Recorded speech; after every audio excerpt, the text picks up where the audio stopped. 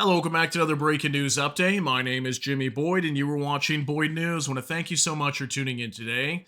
So, earlier I gave you guys an update regarding the war between Russia and Ukraine, and I let you all know that Russia had fired a new experimental missile called the Oreshnik. This is a medium range ballistic missile with hypersonic capabilities and could also be armed with nuclear weapons. And Russia had fired this, striking near the city of Dnipro, which is in southeastern Ukraine, targeting a defense industry facility, okay? This was used by the Ukrainian military. All right, and this was obviously a major show of force to the West and to let Ukraine and NATO know that Russia does have nuclear capabilities to destroy Ukraine if they wanted to.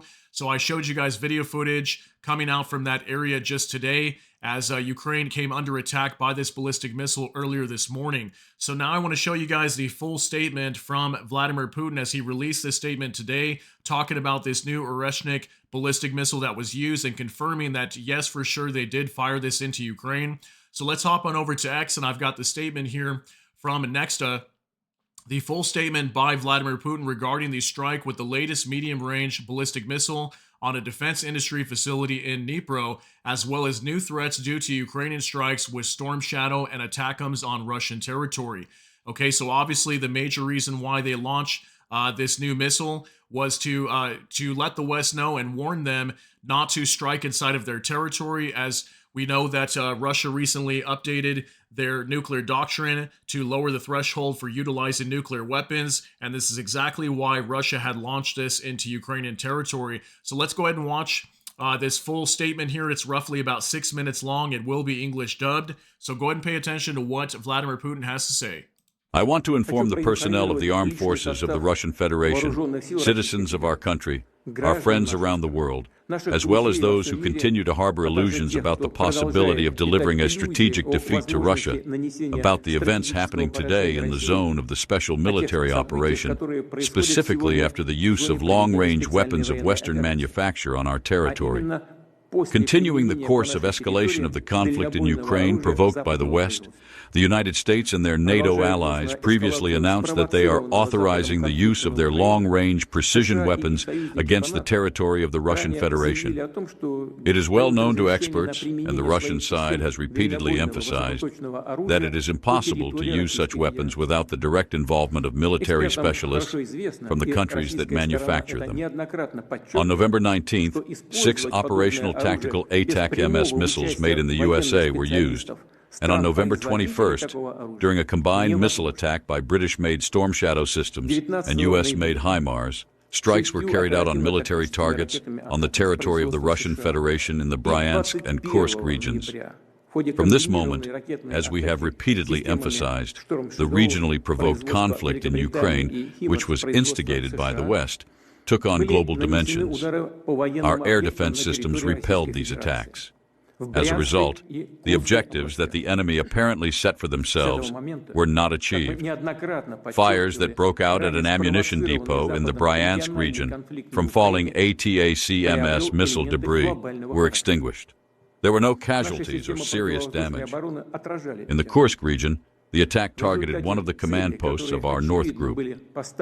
As a result of the attack and air defense combat, there were, unfortunately, casualties, both killed and wounded, among the personnel of the external security units of the facility and servicing staff.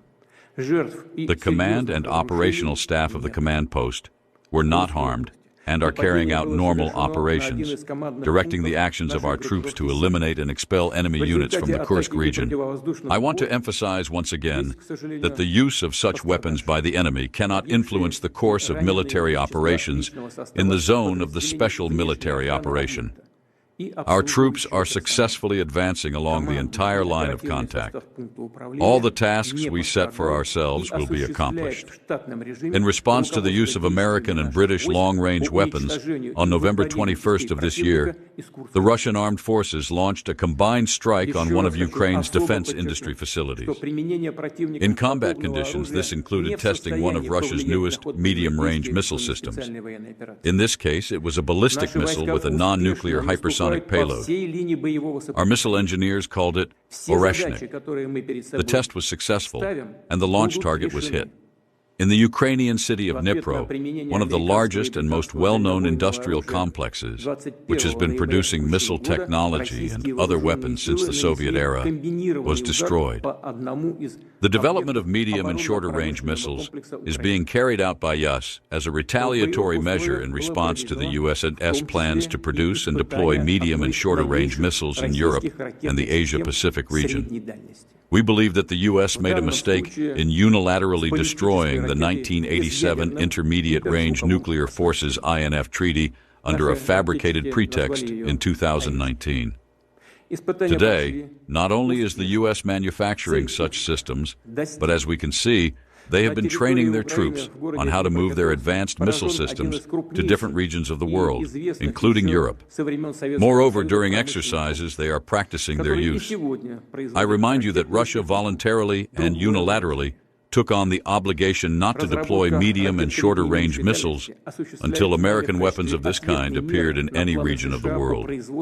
Again, the combat testing of the Oreshnik missile system is being carried out by use in response to NATO's aggressive actions towards Russia. Decisions regarding further deployment of medium and shorter-range missiles will be made by use, depending on the actions of the U.S. and its satellites. Targets for further testing of our newest missile systems will be determined by us based on the security threats to the Russian Federation. We consider ourselves entitled to use our weapons against the military targets of those countries that allow the use of their weapons against our targets. In the event of further escalation of aggressive actions, we will respond equally decisively and in kind. I recommend that the ruling elites of those countries who are considering using their military contingents against Russia seriously consider this. Of course, if necessary, and as a response, we will choose targets for destruction, such as the Oreshnik systems, on the territory of Ukraine, and we will offer the civilian population, as well as citizens of friendly countries, to leave the danger zones in advance. We will do this for humanitarian reasons, openly, publicly, without fear of resistance from the enemy, who also receives this information. Why without fear? Because there is currently no means to counter such weapons. The missiles strike targets at a speed of 10 Mach, which is 2.5 to 3 kilometers per second. The modern air defense systems in the world and the missile defense system being developed by the Americans in Europe cannot intercept such missiles. It is impossible. I emphasize once again that it is not Russia, but the U.S. that has destroyed the international security system, and by continuing to fight for their hegemony, they are pushing the entire world towards global conflict. We have always preferred and are now ready to resolve all disputed issues through peaceful means, but we are also ready for any development of events. If anyone still doubts this, they do so in vain. The response will always be there. All right, guys, pretty serious statement coming out from the president of Russia, Vladimir Putin. And obviously he talked about a lot of different things in here. So I want to know what you guys think about this statement coming out. But definitely to me, it seems like he's very serious about these strikes inside of Russian territory. And he wants these attacks to cease immediately. But it does not look like Ukraine is going to stop. I'm sure they will probably carry out more attacks inside of Russian territory very soon with some of the U.S. supplied missiles and also from the U.K. So pretty crazy statement, guys. Let me know what you think down below in regards to this. Share your thoughts, concerns, and opinions down in the comment section. That's going to be it for today's update. If you got something out of this, please smash that like button. Also, if you enjoy my content, please consider subscribing down below. Hit the notification bell. That way YouTube can notify you. And with that, hope you all have a great day. Everybody take care and God bless. And we'll see you in the next one.